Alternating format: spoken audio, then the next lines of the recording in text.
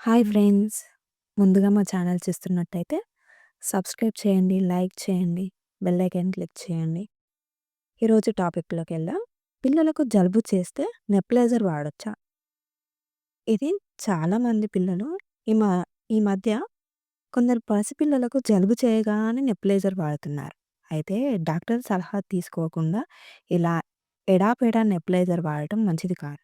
పిల్లలకు కావాల్సిన మెడిసిన్‌లు గాలిలో కలిసిపోయేంతలా మార్చి లిక్విడ్ రూపంలో ఊపిరితిత్తుల్లో చివరి భాగం వరకు తీసుకెళ్లడమే ఈ నెప్లైజర్ పని. కాబట్టి ఈ నెప్లైజర్‌ను కేవలం ఊపిరితిత్తులకు సంబంధించిన సమస్యలకు మాత్రమే వాడాలని వైద్యులు చెబుతున్నారు.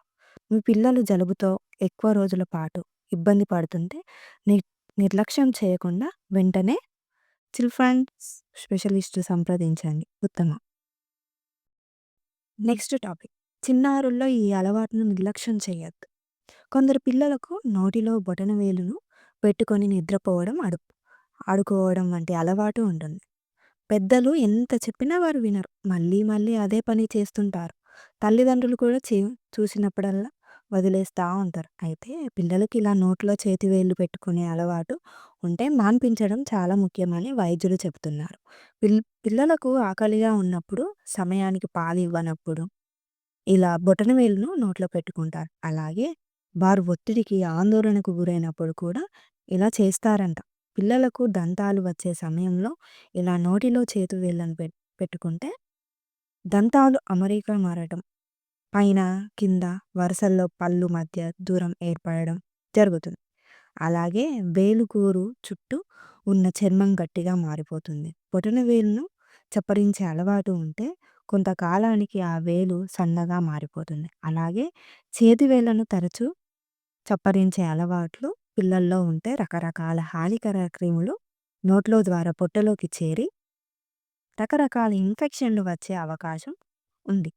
ఇదే అలవాటును మరింత ఏదైనా తినడానికి, తాగడానికి చిన్నారుల ఆసక్తి చూపారు.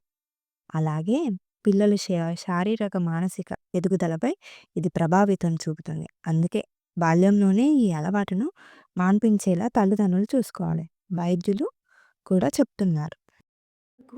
వ్యాయామం అనేది ముఖ్యమే. యుక్త వయసుకు వచ్చేసరికి పిల్లలు ఆరోగ్యంగా, ఫిట్‌గా ఉండాలంటే వారికి చిన్నప్పటి నుంచే వ్యాయామం అనే అలవాటు చేయాలి. మీరు వ్యాయామం చేస్తూ వారిని కూడా చెయ్యమంటే అప్పుడు మీ మాట వింటారు.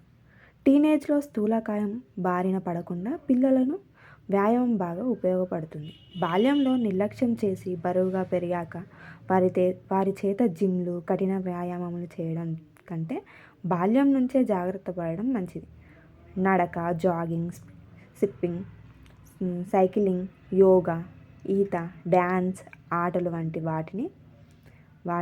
వారికి అలవాటు చేయాలి. స్కూల్ నుంచి వచ్చాక ప్రత్యేకంగా డ్యాన్స్, కరాటా, యోగా వారికి ఇష్టమైన ఆటల్లో శిక్షణ ఇప్పిస్తే యుక్త వయసు నాటికి ఎలాంటి ఆరోగ్య సమస్యలు రాకుండా ఉంటాయి. స్థూలకాయం ముప్పు తప్పుతుంది. Thank you friends.